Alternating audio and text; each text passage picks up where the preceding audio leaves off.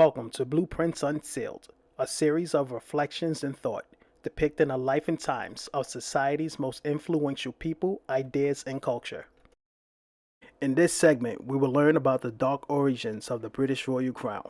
In recent days, news about the British royal family has captivated and astounded millions of people across the United Kingdom as well as the United States.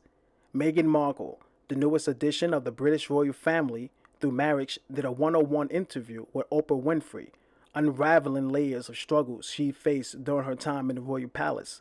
She methodically laid out how she endured salacious claims and racism from both the tabloids and within the royal courts. These statements were supported by numerous headlines that circulated the British media, and perhaps more importantly, they were confirmed by her husband, former Prince Harry, Duke of Sussex.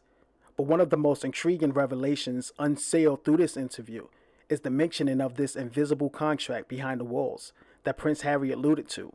But is there any truth behind these claims, or is Harry's imagination running wild? Turns out, this hidden hand has played a significant role for centuries in keeping the royal bloodline in check. Join us today as we reveal the dark truth about the royal family. Many are familiar with Elizabeth II, Queen of the United Kingdom and over 15 Commonwealth, but not many people are aware that she was not the original successor to the throne. Queen Elizabeth's father, who was King George VI, only became king after his brother, who was King Edward VIII, was forced to abdicate his title, following his marriage to an American socialite, who recently divorced her husband to marry the former king. The act of marrying a divorcee was frowned at during the time. The prime ministers of the United Kingdom and the Dominions opposed the marriage, arguing a divorced woman with two living ex-husbands was politically and socially unacceptable as a prospective queen consort. He was given the ultimatum to end his marriage immediately or risk an election that could result in losing the power of a constitutional monarch.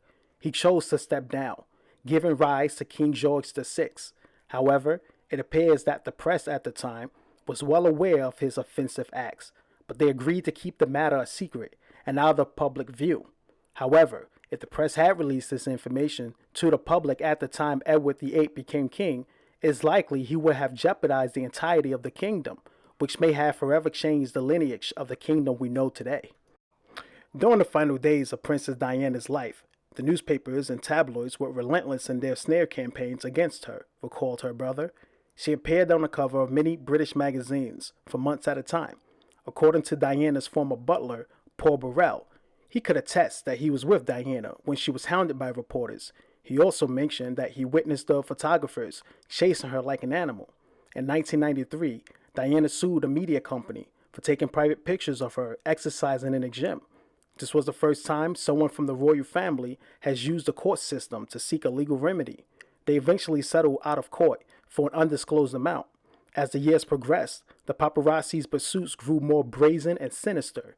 Two of her most relentless pursuers even created a documentary in which one of them admitted that they felt no sympathy for her, while they considered themselves big game hunters of another age, while other members of the paparazzi basically admitted that they would bring Diana to tears and angry outbursts, calling these situations lunatics. When Diana died, jurors contributed her death to her chauffeur as well as a paparazzi who chased her. New laws were passed since then that changed the way the media was allowed to do business going forward. It has been over 25 years since Princess Diana's death. Since then, many media outlets and press relations vowed to do better. However, today we see similar bullying tactics being employed on Meghan Markle. Tabloids have the power to influence public opinion in such a significant way. The greater the influence tabloids exert, the less objective they become. When articles and stories are published and are charged by racial and biased jargon, undoubtedly transfers those unfounded beliefs and opinions onto their readers, which essentially results in control by fear tactics. Perhaps Harry is openly admitting a secret of the royal family that has been highly suspected for a long time. I hope you enjoyed. Please leave a like and share this video with a friend.